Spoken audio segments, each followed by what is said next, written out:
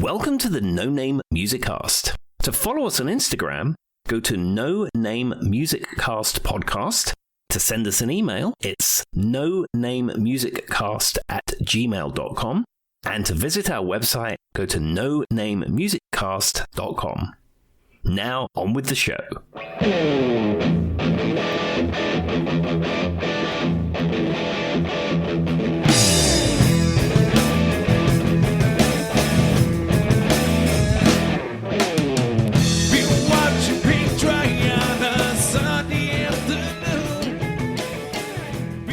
Hello and welcome, everybody. Welcome to the No Name Music Cast. My name's Tim, and this is Joy. And I am incredibly excited to record this evening. I've got tales to tell. I had a fabulous evening last night, and I've really not told Joy much about it apart from sending her a quick video, but I'm excited to tell all you listeners about it. All right, well, give them the 401, Tim. I'll let you start. Okay, so last night I went to see Boy George and Culture Club. I knew that was coming. I was waiting for the day. I didn't remember what date it was, though. Yeah, so they were at the Caesars, Virginia location, which is a new casino, which has opened up in Danville, Virginia. I've been to this casino before. It is probably the closest to a Vegas casino that you're going to get within, a few miles driving distance of where we live. We have the Hard Rock Casino in Bristol, which is about an hour and a half, 2 hours away. And that's fine. It's cool for what it is. But there's something about Caesars Danville. It does feel like being in Vegas. It really does feel like being in Vegas.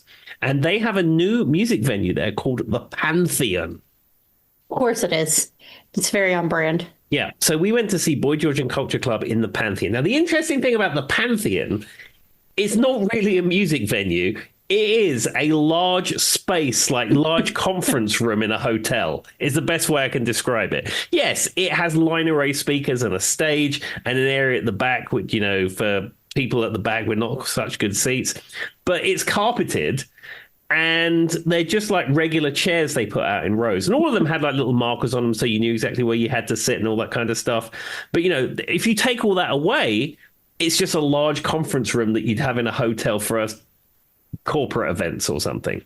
I mean, it's a multi-purpose room, Tim. That's what that is. Absolutely. The thing is that it had a nice carpet in it, and people were like drinking and stuff. So they must get very nifty with cleaning that carpet. How British of them in their carpet obsession. Absolutely. But it's like industrial carpet. Yes, of course. Anyhow, it was an early show. It started at 6 p.m. Okay, wow. That is very early. I mean, they kind of maybe knew the age range they were working with the concert. I mean, scenario. That is very true. And also, it was on a Sunday night as well. So you can have an earlier show on a Sunday typically because not everybody has to work on a Sunday. So there was no support act. Boy George and Culture Club went on 6:05, a little bit fashionably late. The lineup of Culture Club is interesting. So you have Boy George. You have the original bass player, the original guitar player. However, the original drummer is no longer in it because he fell out with Culture Club and sued them or something. So he's no longer in the band. Generally, when you sue the other band members, they don't let you stay. That's correct. But they were surrounded by some really good musicians. And the interesting thing is there was a guitar player standing behind the Culture Club guitar player, a left-handed guitar player. And she was doing all the heavy lifting. Like the Culture Club guitarist, you could take him out of the mix completely. Apart from he played keys occasionally and sang a bit of backing vocals. But as far as his guitar playing was concerned, you could just remove him from the stage and she would have just filled everything in. She was doing all the heavy lifting. Wow. I mean, that's things cool. I look for as a guitar player. I mean, what the keyboard players were doing and all that stuff, I don't know. But that's what I'm looking for. And anyhow, I'm guessing she was doing a good job at it, is what you're getting 100%. At. Played all the parts perfectly, really added to the mix, all that kind of stuff. But as I said, what the percussionist was doing, what the second backing vocalist was adding, I mean, I don't know. This is what I know. So this is Tim can only focus on so many things at one time, everybody. Exactly. So, Boy George, 64-year-old Boy George, he looks fabulous. He loves to talk between the songs and tell all kinds of tales. And he's still a really good singer. Now, I didn't detect that they moved any of the keys of their classic songs, though some of their classic songs, I noticed that the backing vocalists were covering some of the parts that he would have maybe sang because they were providing out of his a little extra support. Yeah, but it was fine. I mean, when he was singing by himself, I mean, it's like Boy George still sounds like Boy George. I mean, even in classic days of Culture Club, he was a great singer. He always was a fantastic singer, and he still has that voice. He has a wonderful voice. The other interesting thing was their set list. So they played majority of their hits, songs that you would recognize. He also played some of his solo material, which didn't go down quite as well because people didn't know it. Of course. But they padded their set with covers, which was interesting. They did a Wham cover. They did a Mark Bolan cover. They did Sympathy for the Devil, the Rolling Stones song. And then they closed the set. And of course, they came back for an encore, but they closed the set with Let's Dance, Bowie's Let's Dance. Oh, I love that, though. That's fun. Yeah, because Boy George wanted to sing about how he went to see Ziggy Stardust in the Lewisham something or other in 1970 whatever, and he saw David Bowie and decided that's what he wanted to do and all this stuff. And then, I always wanted to be like Bowie, so I'm going to perform his most famous song, like all of you know. This was his big breakout hit in the United States, and they started their dance. It's like, this is great. I love that. I've been to when I saw Nick Cannon from the Backstreet Boys, every fourth or fifth song he did a cover, and he did a really good job at it. It really was a fun way to break up the concert and to give you something you weren't necessarily expecting. Yeah, I wasn't expecting that. I deliberately didn't look at the set list. Now, I think this is their third gig of this US tour. It's not not a long tour, and they're mostly playing casino locations. But I think it's the second or third gig of their tour, and then he said as much. But I deliberately didn't look on Setlist FM to see what the set list was, because I wanted to be surprised. Of course, they didn't close with Karma Chameleon. It was the second to last song was Karma Chameleon. And everybody loved it. And when it finished, Boy George says, well, I played that one then. It's like he was tired. I got it out of the way. Yeah, that's that done. Check. I mean, to be fair, I feel that myself. What did they close with then? I don't know. It's a song I didn't even recognize, but it's like this big long song with solos and introducing the band and all this. Oh, okay. So it's like more of a formality. Yeah, all this kind of stuff. They played for just under 2 hours. Now, the makeup of the audience was interesting. As you'd imagine, it's all people my age and older. The 6 p.m. Boy George concert brings out, a certain population, Tim. It does. However, there was a lot of people in the audience who were dressing like classic Boy George. I saw a lot of people with the hat and the braided hair and the outfit. Several people close to me where I was sitting had the outfit, but there was one guy. He had gone all out. He had like the sort of white jacket thing with the numbers on, the color by numbers jacket. He had the makeup. He had the hair. He had the hat. He had the things in the braids, the whole Boy George outfit. And I saw him sort of before the gig started, just milling around. And I pointed out to Hannah, I said, "Oh, look, he's got the whole look down. It's fantastic." So I saw where he sat. We was row CC, which was 15 rows from the front, 10 rows from the front. I could have had the best seats in the house, but I wasn't sure how much money I wanted to invest in Boy George and Culture Club. So we whatever we paid $100 or so for the ticket, I felt it was fine, good value for money. I got no problem with that at all. But he was maybe 10 rows in front of us, I suppose. And then somewhere towards the end, he sort of milled his way up to the front of the stage. Now, they had 2 video screens in the Pantheon, and they were showing the various cuts of different band members and stuff. But they also had a camera that sort of looked down on the top of the stage and to the side of the stage as well. And this guy, almost at the end of the concert, made his way to the very front of the stage. And I've been at concerts before. I'm in the front row, almost the front row, when I saw David Lee Roth. And then you get sort of foreigners, if you will, come to the very front of the stage who haven't paid the ticket price. And of course, us who paid the full price don't want these people milling around. But this guy with his full regalia Nobody seemed to care. They were like encouraging them to come up to the front of the stage. They're like, he made a lot of effort. Let him come up front. Yeah, and the concert was almost over. So Boy George name checked a couple of his friends a few times. Some friend of his from North Carolina who was there. And at the very end of the concert, he said, Doris, whatever your name is, we're so pleased that you could come, and I'm so glad you was here, and I got to see you this evening. And she gets up from her seat and then comes to the very front of the stage. Boy George holds her hand and says, Doris, well, that was Doris, but you know what I mean. Doris, blah, blah, blah, lovely to see you, etc., etc. And this guy, when that finished, this guy slotted himself in and grabbed Boy George's hand. He really was in it for the long haul. Yeah, so he's holding on to Boy George's hand, and Boy George's hand, I think he's just started a song.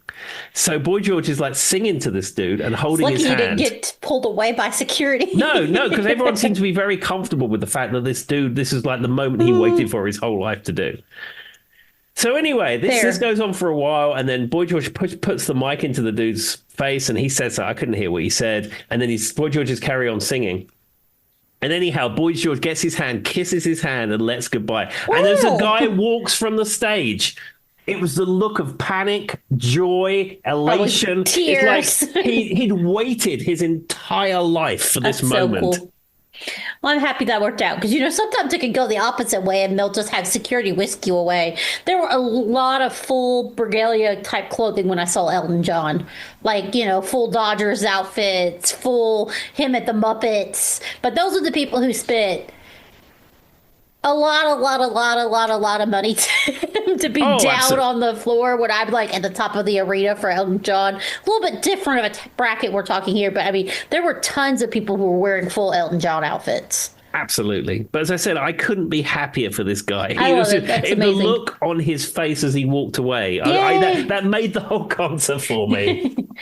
It's always nice. And you got to be home by 9 o'clock? 10:30. Well, Caesar Stanville is 2 hours from here. So the concert finished just before 8. We went back onto the casino floor, just did a lap of the casino floor. And I said to Hannah, well, we need to use the lavatory. So let's use the one in the casino because it will be as busy. So we did that. Walked around the casino, came out, they have a Starbucks there. And I said to Hannah, let's get a drink for the road. And of course, it closed at 8. Of course it did. Ah, man. Oh, well. So we got in the car and we drove home, and then we went through Rocky Mount and I got a hot chocolate and Sheetz. But I was home at 10:30. I mean, this is perfect. Can't we have more gigs that start at 6 p.m.? There was a Curdy Lee, what is her name? The actress. What is her name?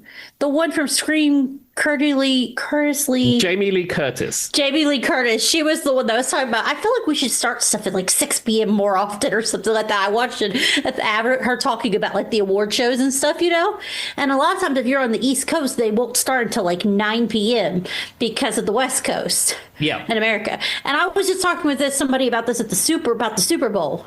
Why is the Super Bowl on a Sunday night in the middle of the night? Why do we have it so late? And it has to be because of the West Coast. But I'm like, well, why wouldn't they put it on, move it up to Saturday? You know what I mean, Tim? People have to work on Monday. Yeah, or move one of the public holidays and make that the Monday after the Super Bowl. I have no interest in football whatsoever. I'd be happy if I never saw it again in my life.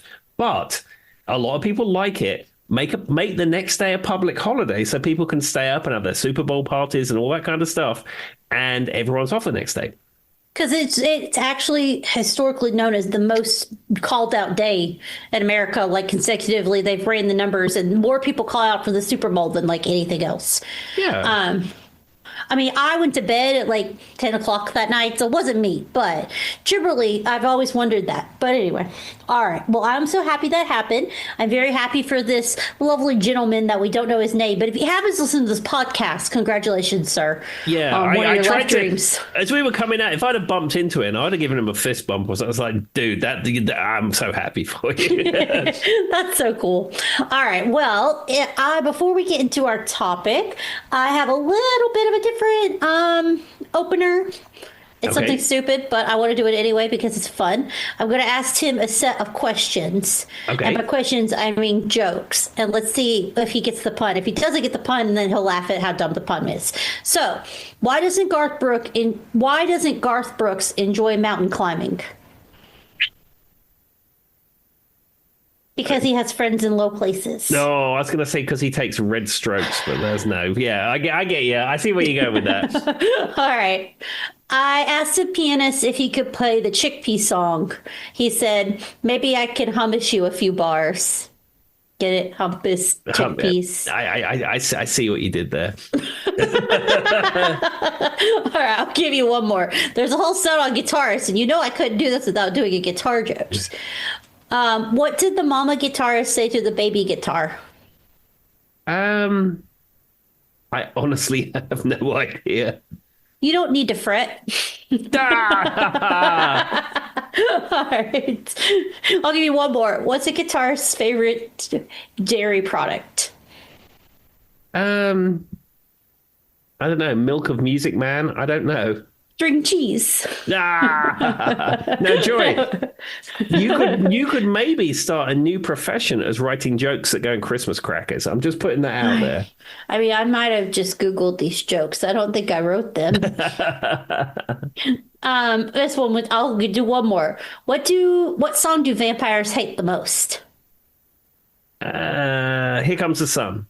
Close, same thing. House of the Rising Sun. There you go. Either one of them could work for the pun. All right.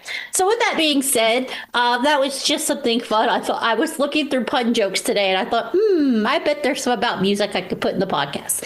Now it is my topic, and I went with something I can't believe we haven't done, but it's very on brand. Tim and I have talked a little bit about this artist recently.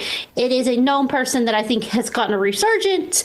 Tonight is the Prince of Darkness, aka the Ozzy Osbourne episode. Oh, fantastic. The legendary Ozzy Osbourne. Yes. So obviously he has recently passed. We've talked a little bit about him on the podcast before. What I'm going to do is I've got some historical stuff, solo work stuff, Black Sabbath stuff, and give you guys some just different things about him. And then I picked 10 songs. I will say I did pick 10 mainstream songs just because I feel like he's not someone that everybody knows a lot of the deep tracks, right, Tim? Mm-hmm. But a lot of this is just talking about his career, TV show, Ozzy Fest, all that kind of stuff. So that's where I did my deep dive into.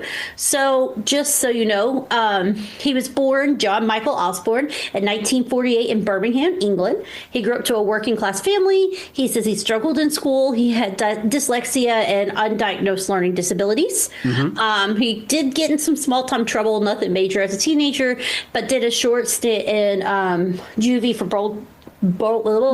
why can't I, Tim, when you steal stuff? Burglary, Why Joy. can't I get that word out? Burglary is what's happening. That one. So anyway, he did say, I thought this was cool. I didn't know this. He was obsessed with the Beatles after hearing the song She Loves You. And he says that he actually decided he wanted to get into music because of the Beatles, because it helped him realize that you don't have to be a posh musician to do this. A regular person can do music. There we are. I can give you a fun fact. The very first time he met Paul McCartney was whilst waiting for a guest on the Howard Stern show. Huh. I mean, that makes sense that their paths would cross in that capacity. There we are. So, of course, historically, there's a back and forth of Black Sabbath was the birth of heavy metal.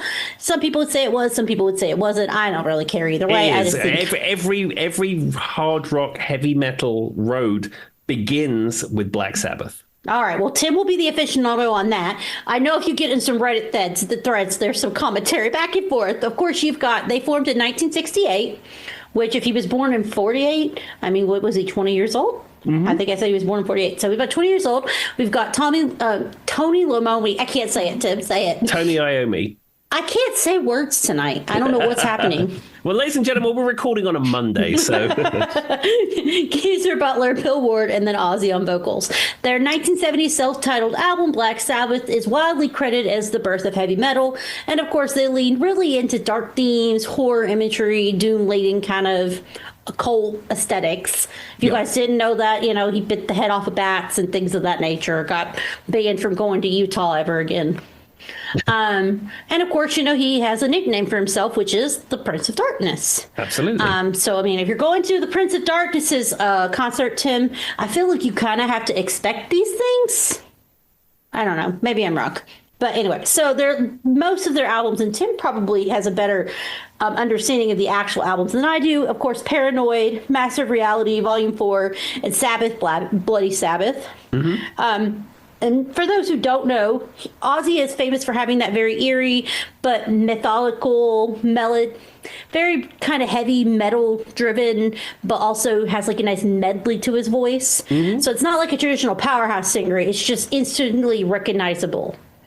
I think that's what it is. Now, sadly, in 1979, Ozzy's drug and alcohol abuse spiraled and he was fired from the band. Of course, that did not stop him because then we have his solo career. Yes. And enter Sharon Ardeen, a.k.a. Sharon Osbourne. She became his manager and helped rebuild his career from the ground up. And then enter Randy Rhoads, guitar prodigy, classically trained, really helped change Ozzy's sound. And in 1980, you get the Blizzard of Oz. The album redefines Ozzy as a solo artist. And then sadly, Randy Rhoads passed away in the plane crash in 1982. And then that was very much a devastating moment for Ozzy. If you hear him talk about it, I was watching some videos of him talk about it. It really does seem like Randy Rhoads was one of his really good friends. Yeah, and it was such a needless death because what happened is that they were on tour and they knew somebody who had a crop dusting aircraft. And it was just some dodgy dude who was like doing drugs and said, "Oh, you want to come up in the airplane?" And Randy Rhoads went up in the airplane. And what they were trying to do was buzz Ozzy's trailer just to be funny. And they got too low and he lost control and it hit the ground and it killed the pilot and it killed Randy Rhoads. Incredibly sad. Such a needless death. Yes. So, of course, and in his time, Ozzy had some very controversial years. We've got the bat incident. He said he thought it was fake. We got the dove incident. I don't know. At a record label meeting, he likes to bite animals, apparently. I don't know. He was sued in the 80s over a suicide solution by parents claiming subliminal messaging, which, we had the whole satanic panic years, and he was big. He was a big lightning rod for that. Now, I don't know that they won suing him. I didn't get that far down the rabbit hole, but it did kind of make him have like this very probably almost overblown out of proportion physical reaction from a lot of people maybe who are more on the religious side or the other side of the tracks than me as a person. Yeah, I mean, great marketing, if nothing else. But really, Ozzy was an incredibly kind man. And he was the least likely person to be a Satanist, in all honesty. I mean, you would, if they really wanted to focus on the stuff he did wrong, you could probably focus more on the drugs and alcohol than biting heads off of doves. But anyway, all right. So then, of course, enter the reality TV era. I never watched the Osbournes, Tim. Have you ever watched the Osbournes? No, because I don't like the format of, as I call it, scripted reality. It's you put people in a situation. It's like, okay, you're arguing with this person because that person stole your lunch and go. And it's just, the whole thing seems incredibly contrived. And not just the Osbournes, but all of those programs are like that.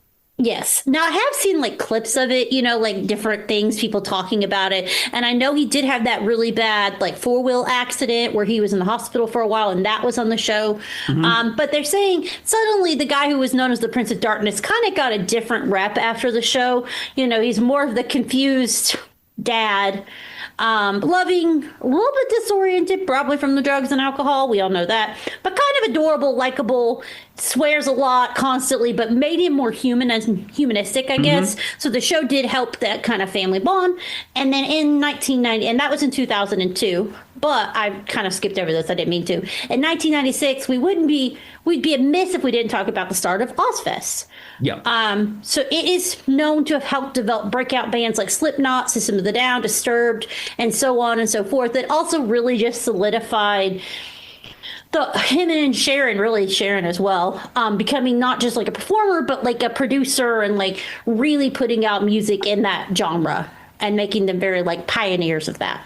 Absolutely. I mean, in the realm of business, I mean, Sharon Osbourne, she knows her stuff. And so then there was a lot of health scares in his later years. He had a lot of surgeries. He did get diagnosed with Parkinson's disease.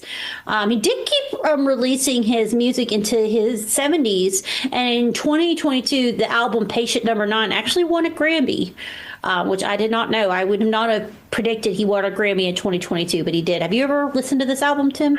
I've heard it. I'm not super familiar with it. I'm more familiar with Ordinary Man. But at least he did win a Grammy. I mean, he's worthy of a Grammy. He's in my Aretha Franklin category. Of course. I knew he'd won Grammys, but I just wasn't surprised he had won a Grammy so late in life. You know what I mean? No offense to him. Yeah. And I'm sure Black Sabbath won a Grammy as well at some point. If I didn't Google it, but I'm sure they did. Some other little cool facts before we just go into the music. It says he survived insane amounts of substance abuse, and doctors have now started studying right before he passed away, he was allowing doctors to study his DNA because the amount of substance abuse he survived was something they hadn't really seen. I thought that was crazy. He was once banned from San Antonio for 10 years. After urinating on the Alamo. I think Tim's talked about that one before. Yeah, it's not actually the Alamo. It makes a better story if you say the Alamo. So the Alamo is there, and then sort of close to the road is a memorial called the Cenotaph, and that's what he urinated against. And I've been to the Alamo, so I know what you're talking about. I have a photograph of me standing at the Cenotaph, simulating that act just for fun, and Hannah had to do it really quick. Of course you do. Anyway, he can't drive, which with the amount of substance abuse problems he had at one point, that might be for the best. Mm-hmm. And then he says, despite his dark image, most people who were around him actually described him more as just kind and funny. Yeah, I absolutely. Kind and funny is probably a very good description of him. Yes. So with that being said, we're going to step into songs. I didn't do these in any particular order. There's a mix of Black Sabbath and Ozzy solo, and it would not be an Ozzy Osbourne episode if we didn't start with Paranoid. Paranoid. I mean, this is a cover band staple. This is a song I've played more times than I care to remember. And this is one of these songs that's in the 10 songs that US classic rock radio plays in a loop. I mean, it's an iconic riff. I mean, if you ask a person in the street about Black Sabbath, the likelihood is they're going to know about Paranoid. And so I was kind of doing a little bit of a deep dive in it because he's right. It's very quickly a song that I've heard a billion times easily. Mm-hmm. And so while I was looking into it, it says that Paranoid was written as an afterthought. They basically needed a 3-minute album filler song. Tony came up with the riff. I quickly did the lyrics, and Audie was reading them as he was singing. The song is in E minor, so on and so forth, that only uses power chords. Mm-hmm. Yeah, you find a lot of metal, and especially Black Sabbath music just uses power chord, a fifth chord, a root third and a fifth, and it's that very powerful sound where you put a guitar on a bridge pickup, you have a lot of distortion, you play a power chord, and that's the sound. Yep. I just thought it was funny because they literally said that this was supposed to be album filler, and now it is probably their most known song of all time. Yeah, and they threw it together in about 3 minutes. It's like Booker T and the MGs' Green Onions. That was a jam in the studio. Oh, yeah. And you can hear it. When you hear it, Tim, it sounds like a jam song.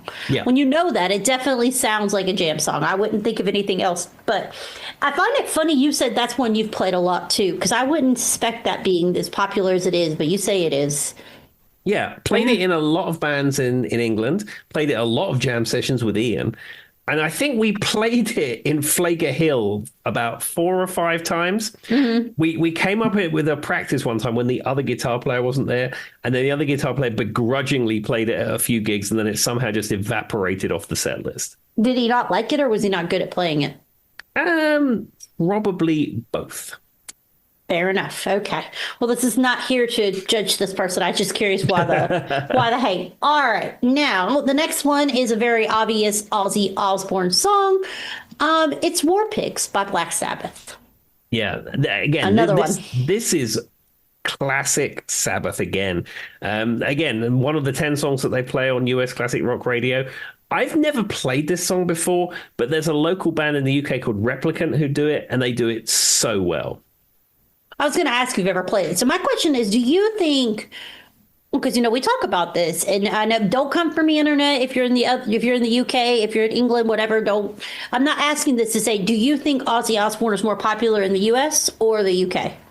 I Or would it's about the probably same. say US, really. I mean, I haven't lived there for a long time, but as I've said many times before, hard rock is niche and always has been niche.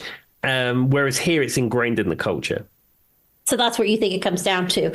Now, obviously, I know now it's probably way more prevalent than it was at that point. Now, I did find this interesting. So for War Pigs, it was released in 1970 on the Black Sabbath Paranoid album, which I think is like the one most people know from them.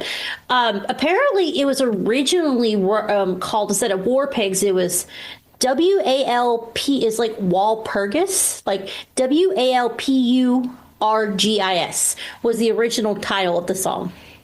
Interesting. I didn't know that. Why, I have no idea. Obviously, the song is an anti-war protest. It's got very political. There's some underlining about corporate leaders getting money from war.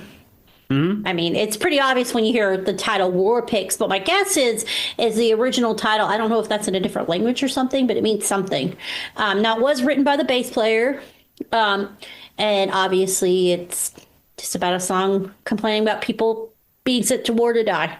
There you go. Mr. Geezer Butler making a social commentary. Yes. The song actually originated in 1969 from a jam session in Switzerland. So maybe that was Swedish? Does that sound like a Swedish word, Tim? Well, if it was in Switzerland, it'd be in French or German. Oh, yeah, that's true. It's definitely, is that a French word? I don't think so.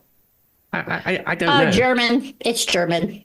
Yeah. It's a traditional festival. Apparently, it was a festival, April 30th, particularly in Germany, Sweden, and Finland. There you go. There you go. Because in Switzerland, half of the country speaks German and half of it speaks French. And I'd imagine most Swiss people probably speak both as well as English. I mean, I knew they mostly spoke French. A lot of them speak French. I knew that. But I was like, after I said that, I'm like, you're right. But I was like, that doesn't look French to me. Apparently, it's German.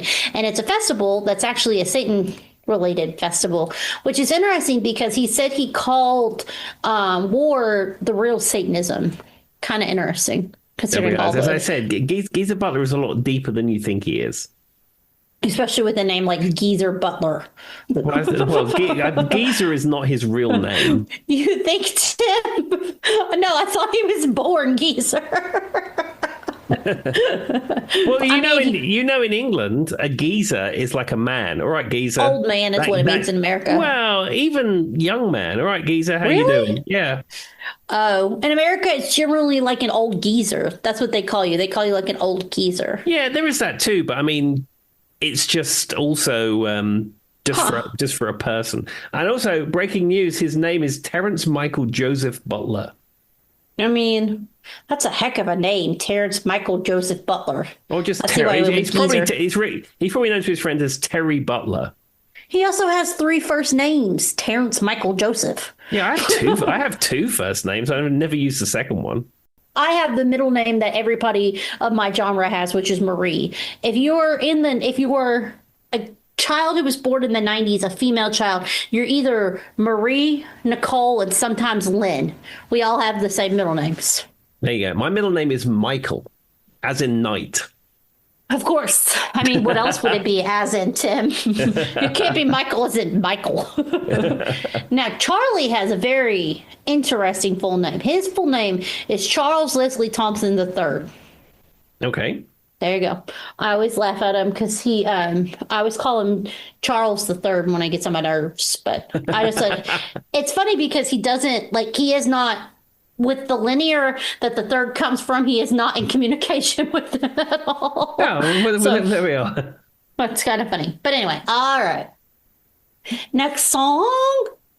I don't want to do it, but I'm going to do it. And this song this is one for me, Tim, that I could go for the rest of my life. You might even be able to guess. It's not Crazy Train, just so you know. It's not where we're going with this one. But still another one I could go without hearing that is very, very popular in American culture. It's Iron Man. Yeah, this has got a very, very deep, dark riff at the beginning. When he pulls those strings and it becomes discordant, song, and then like I Am Iron Man is like through a distortion or a vocoder or something like that, and that riff kicks in. I mean, it's absolutely fantastic. It's so good. But see, for me, it was one of my high school bands. So this is a very American niche thing because I mean, I know that this isn't something they do overseas, but at football games and things like that, and pep rallies and things like that, in America, your school band will have like their pep music or their spirit music that they play regularly. You know, Iron Man was one of them, and so the da da da da da like lives rent free in my head because they played it so much. I heard it at every pep rally. I heard it at every football game. Anything that and I don't know if it was the band leader really loved Ozzy Osbourne or if it was like the most non-preppy, like kind of sounds cool song they could get away with, Tim. I don't know, but I heard it nonstop all the time. So it lives rent free in my head. Well, I can tell you, in England, certainly when I went to school, pep rallies and spirit days didn't exist. I didn't even know what they were until Hannah explained it to me. To be honest, most people at Lambton School couldn't wait to get out the place, let alone want to have some day celebrating it. I mean, that's fair. We didn't, there was no lyrics. It's just, it's just the band. They just played this one. Another one they played a lot of is Rocky Top will always be home sweet home to me. I've played Rocky Top before now. Not in any of the most recent bands, but I played it in Whiskey River for a number of years. And it's fair to say most people either know it or requested it. Yeah, that's fair enough. No, that one, our cheerleaders had some dance they did to it, so they always were requesting that they played it.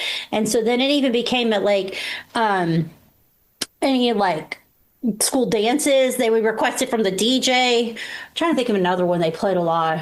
Honestly, Iron Man, and we got a little bit, maybe our school band was he just liked to find some kind of like music that was a little bit off the regular beaten path for school bands because they did a little bit of Deep Purple too. I remember that. We get occasional Deep Purple songs. And for this one, because Iron Man has that very specific, riff, Tim, that I was just doing, like students would make up their own lyrics to it. We had like 37 different versions of Iron Man. Yeah, you see, like when I went to school, there was no school dances, there was no cheerleaders, there was no nothing. Like we didn't. It's a very American thing, to be honest. Yeah, we didn't have. Well, we didn't have US football, but they had UK football, soccer. But like as you know, I hate soccer, football. I utterly hate it. But that's beside the point. But I'm going to tell the story anyway. They used to have competitions between my school and other local schools playing soccer. And in the very first year I was there, a massive fight broke out, a soccer match, obviously. And then they banned all inter-school competition of soccer for as long as I was at school. So that they would never do that in America. No, so that never ever happened again. So, that's so funny. All these things I hear that went on in US schooling. I mean, I had a band at school, but it wasn't a big band or a band that was organized. It was just me and some friends put a rock band together called Utopia. It was the first rock band that had been in the school for years.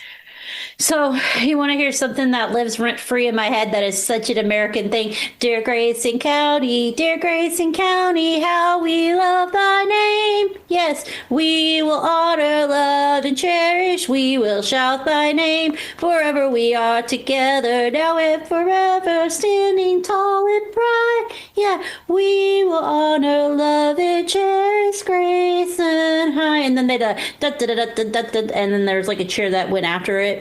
And that's like literally, I always think about, when they talk about people watching like the movie Grease in the UK and wondering if high school was somewhat actually not all of Grease was somewhat accurate. First of all, they're like in their 40s. Half the actors were when they were doing it. But like, like the pep rally scenes and the cheerleaders and things like that. Yeah. Yeah, that really did happen. We didn't have a spirit bell we rang like he rings in the movie. That did not happen. But some of the pep rally ridiculousn's was real. And you couldn't get away with it. You couldn't get away from it. Like you were forced to go. Like not the high school, not the football games, but like in the middle of the school day that you would have to go to a pep rally, and if you weren't in class, you had to be at the pep rally, and so it lives rent free in my head. Another one they did a lot was when I was saying Deep Purple, of course it's Smoke on the Water, and then you got a lot of like Land of a Thousand Dances, Motown kind of songs, those type things did really well. Pep bands. I'm sure that probably doesn't surprise you. It doesn't surprise me, but again, nothing that ever happened at my school. And also, like, even at my school, so like when you're 16, you do exams called GCSEs, which is the equivalent to a GED, I've since found out. Yeah. And that's the top schooling I did at Lambton School. So there was no graduation ceremony. There was no song and dance. What happened is you did your exams, and then like 2 or 3 weeks later, the results came in, and you just showed up at school and they gave you an envelope, and then you just wandered home. And that was the end of that. And see, and that is so the opposite of the way it goes in America. So for those who don't know what he was saying by a GED, in America, if you drop out of school and you want to just get your diploma equivalent, you can take a test called the GED, and it's the equivalent of having a high school diploma. Yeah. And really it's not any different. You can go on to college, you could use it for class. No one pays, or for work. No one pays any attention to it. But when you graduate in America, it is like an ongoing race of events. It's not just one thing. There's like 74 different things you have to attend. Like there's what's known as a baccalaureate, which is, I don't even remember what it is. I can't even remember. Some ceremony you have to go to. I remember the first time someone said that to me, I'm like, what the heck are you talking about? Then there's like the actual graduation day. There's rehearsals for the graduation day. There's like I had to sing at my graduations. I had to go to rehearsals for singing at my graduation. What else? I mean, there's just like, it's like a whole month long, and then it's expensive too. And my poor parents, they didn't just have to pay for one, they had to pay for double of everything because I was a twin. Because you have to get the invitations, you have to get the little fancy name cards that go in the invitations. You can invite people to your baccalaureate. You can, you have the cap and gown. Like there's just so many different things you have to pay for your senior year that it really does rack up costs. Yeah, I said nothing like that existed. Let me tell you what existed. I went to school to get my GCSE results. I was handed an envelope. I opened them and I went, no, that's all right then. And then I walked out of the school to the petrol station at the end of the road, and I probably bought a Mars bar or something. There you go. That was my total cost of that exercise. Honestly, I think there were more events for my high school graduation than there were for my college graduation. So keep that in perspective. Like, I feel like I did more things. Now, I will say one thing, though. I would suggest if anyone is listening and you are a high school senior, send out those invitations, because it is a custom in America that if you send someone your graduation invitation and that you don't actually expect them to attend, Tim, you just send out tons and they send you money. They send you money. That's what they send you back. I got like $500. Yeah, I don't know anything about this stuff. They send you money. But anyway, and I used that money to go on my senior beach week trip to Myrtle Beach. There we are. How very Southwest Virginia of me, right? All right. Well, we went off on wow. I'm just going to say it. We went off on a crazy train, Tim. Whoa. Let's lead into our next song, which is called Crazy Train by Ozzy Osbourne. Yeah, a song with a classic riff that most guitar players can play. It is, though, I will say, as much as I've heard it a bajillion times, I do still like it. I'm not going to lie. It's one that I can hear and not be like, oh, I don't ever want to hear that again. I'm like Iron Man. I could never hear Iron Man again, and I'd be perfectly happy. Yeah, have you played the thing is with Crazy Train, I'm a little burned out of it because it's a guitar riff that every guitar player plays. Yeah, that doesn't surprise me. Have you played it in any bands? I don't think I've ever played it in bands. The problem that you have, especially in England, no one would know it. Certainly when I was in cover bands, no one would know Crazy Train. No, it's just, as I said, rock music, certainly when I was last there, just isn't a thing like it is here. It's not. It doesn't have the same cultural cachet. That's so interesting to me. I mean, I would just assume. And it's weird when we talk about these English singers, literally, Ozzy's an English singer. We got Randy Rhoads. He's an English music, guitarist. Like, I'm assuming all of the members were from the UK. I've never Googled it, but I would assume so. They're all famously from Birmingham. That's what I thought. So I mean, I hadn't given it a Goog, but I would assume so. And with that being said, we'll lead into a non-solo, but probably not that well. I mean, it is a solo song, but it does include Randy Rhoads and a few of his solo band, not Black Sabbath. This is a song I love, but it's not a song that you hear very often. It's Mr. Crowley. Are you familiar with this song, Yeah, Jim? Mr. Crowley.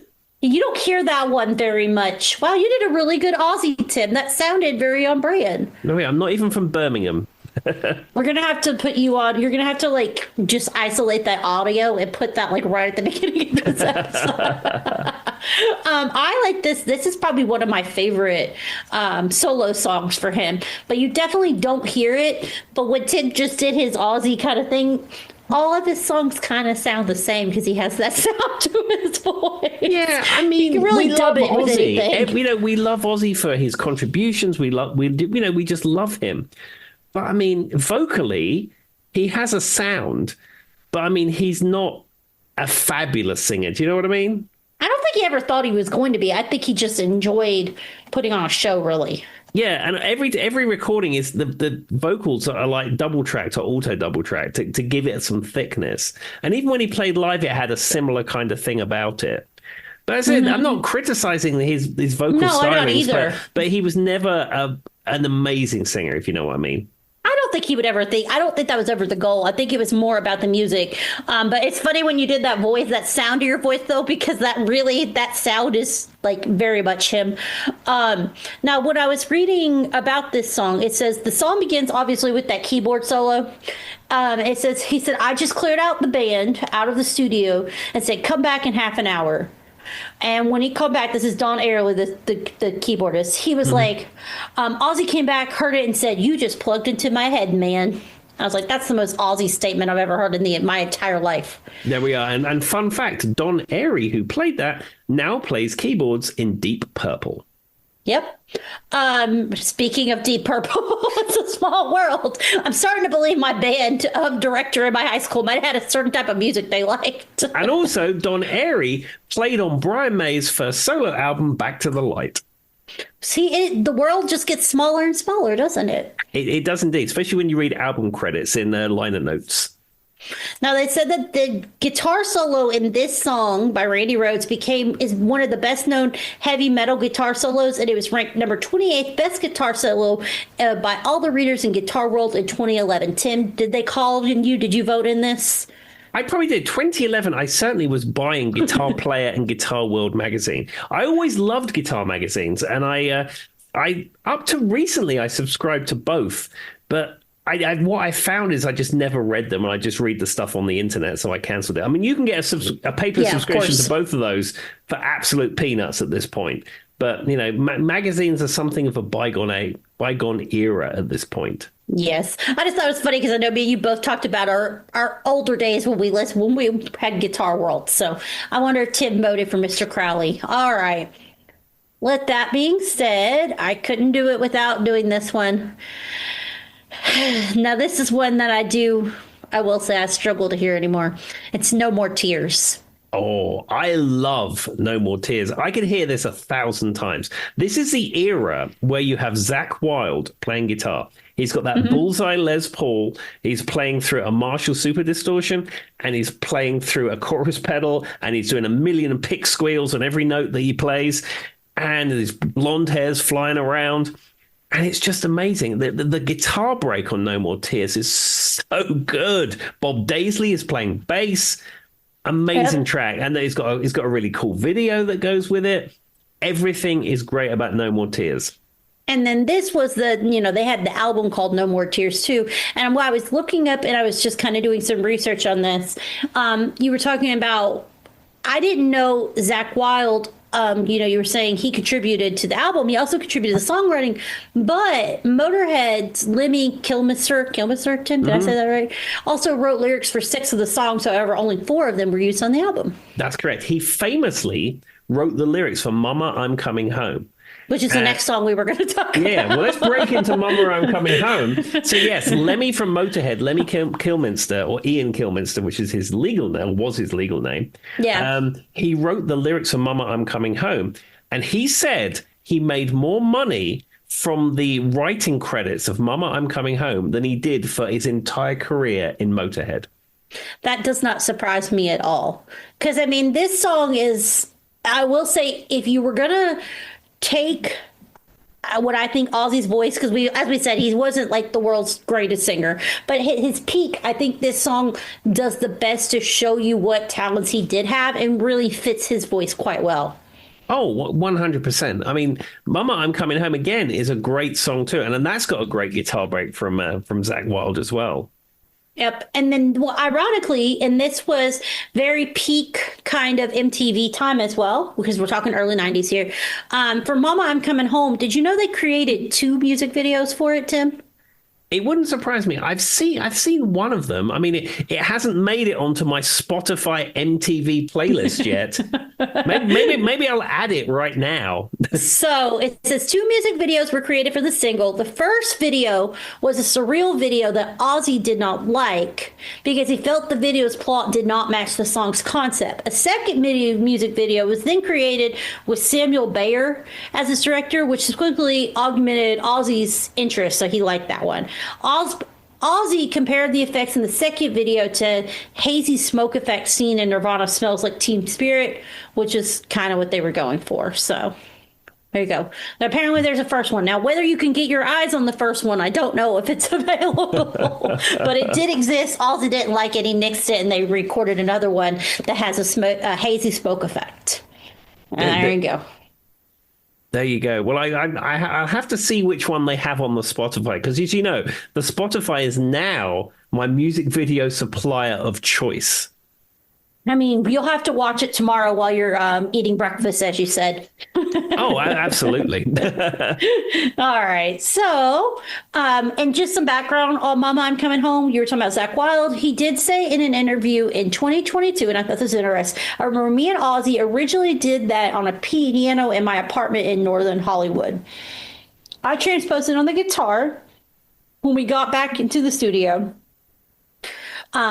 We were working on the record, and then, it all sounded great. The song started off with the pedal steel kick kind of thing. I mean, it sounded great. Everybody's performances and everything like that. But I mean, overall, the sound of it, the guys knocked it out of the park for sure. I just thought that was the most random way of saying, yeah, it was a good song.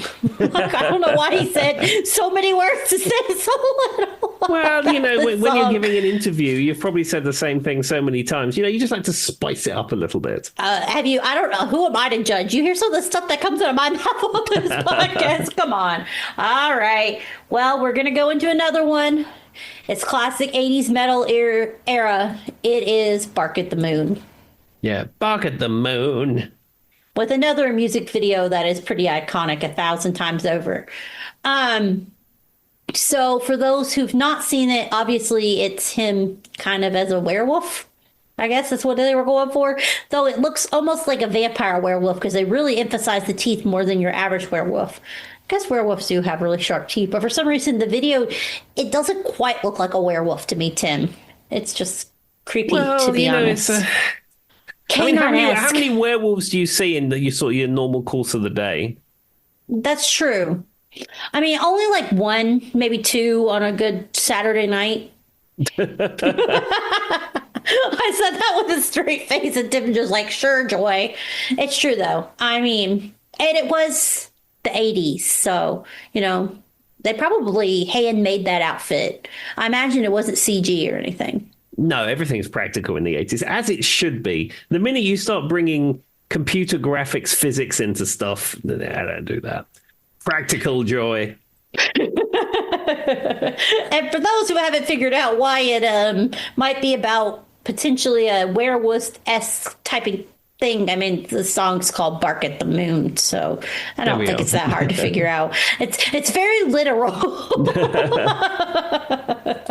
All right, so I picked this song because this is a song that I like, but it is not a song you hear very much of. And I only have 2 more songs, but then I have a little bit more to talk about when it comes to Ozzy. I'm hoping Tim is familiar with this. It's the 70s. This is Children of the Grave. Yeah, not one that I'm super familiar with, if I'm being honest. So for those who don't know this song, it's off of the album Master of Reality. It is a song that weirdly I picked up on because of Charlie, which probably doesn't surprise anyone because it's a very dramatic song, Tim. Children of the Grave, really. Like, like the lyrics literally say, "So you children of the world, listen to what I say. If you want a better place to live in, spread the words today. Show the world that love is still alive. You must be brave, or you children of today are children of the grave." Whatever that last part means, you'll have to contact Ozzy Osbourne because I don't know. There we are. Well, he's it's all everything's going on there with Ozzy. He's right. He's a visionary in his lyrics. He really is, though. If you actually look at some of their lyrics, they are a lot deeper than I think people really realize. Mm-hmm. There's a lot of dark stuff, yes, obviously, but there's more to it than what meets the eye than just what a classic heavy metal kind of song is. Sure. Now, this one I am not familiar with, and I think Tim is not familiar with it, but I wanted to bring it up because I talked about it at the beginning. This is Patient Number 9. This is the song he won the Grammy for. Yeah, I think I am familiar with the song from the album of the same name. Well, apparently the featured artist on it is Jeff Beck. There we are. Jeff, I still regret never seeing Jeff Beck perform. He is the guitar player's, or was the guitar player's guitar player. So unique. He plays one note and you know it's Jeff Beck, and I never got to see him. I will say I just find it funny because I've made jokes that like all things lead back to, they joke about like the 7 degrees of Kevin Bacon. I think on this podcast we could do like the 7 degrees of Jeff Beck and the 7 degrees of Mutt Lange. Yeah. You can do like, it wouldn't even have to be 7 degrees. It's probably like 4 degrees. Now I wonder, did Mutt Lange ever produce Jeff Beck? I don't know. That would be mind blowing. Let's see. Are you looking it up, Tim? It says Robert John Mutt Lange, the renowned producer for Def Leppard and AC/DC, and legendary guitarist Jeff Beck have not historically collaborated. They couldn't, Tim. If they got together, the world would have exploded. Now, did Mutt Lange ever work with Ozzy Osbourne? That's a question I don't know. Let's see. I don't know. No. He is not directly associated with producing any of Ozzy Osbourne's albums. But, of course, we've got Def Leppard, AC/DC, so on and so forth. But we couldn't have had Jeff Beck and Mutt Lange. You've never seen them in the same room together. Maybe they were the same person. I think that's highly unlikely. It's the hair. It doesn't matter. You just find out that Mutt Lange and Jeff Beck are the same person, just in different suits. All right. So with that being said, obviously, we talked a little bit about what's happened. If you didn't realize this, Ozzy did recently pass away. If you haven't seen the final show, it was amazing, beautiful, everything that I think he would have wanted. And as I talked about on one of the other episodes, they're bringing back Ozfest. Now, I wanted to see, and I didn't do this, I'm going to do it now, if they have a lineup. I was curious to know if they've gotten that far yet. I think it's not for this year, it's for next year, isn't it? Yeah, I think it was for 2027. But I'm curious to know if they've gotten any idea, because I imagine those has not been officially released. Sharon has confirmed she's in talk with Live Nation, so it's Live Nation who's going to be put it on. They proposed some teasers. I don't recognize any of these names, and I have a feeling Tim doesn't either. I mean, I recognize... Try me, Joy. Let me see if I can... One of them. Sleep Token? Nope. Turnstile? Yes, because they came up on our Grammy episode. Oh, okay. Folly in Reverse. I've heard of them. Okay. Bad Omens? No. And Bring Me the Horizon? No. But got one of them. Yay, Tim! And so sadly, when I was looking up just little facts about it, did you know that Lollapalooza one time actually rejected having Ozzy Osbourne in 1995 in their lineup? I could believe that because it was sort of quote unquote alternative music. Yes. And it says they said they passed on him. Sharon Osbourne said Ozzy was the exact words they said, Ozzy was a dinosaur. Which is crazy to me because in 1995, he wasn't that much of a dinosaur. He was just putting out music in 91. What is he now? I feel like if he's a dinosaur in 90, what would he have been in 2020? Methuselah? I have no idea. Oh, Lord. Did you hear this as well? Apparently, there's a rumor, and this is where I'm going to leave it. And I just thought this was super funny. There is a rumor that William and Kate from the British family secretly attended his wedding. No, Joy, his funeral. I could believe that. I don't know. So whether it is true or not, and it may have been on a Facebook post, so take it with a grain of salt. There is a conspiracy probably being perpetuated by like the Daily Mail or something that William and Kate attended Ozzy's funeral in secret. But it says William whispered that the shock the rock world no press.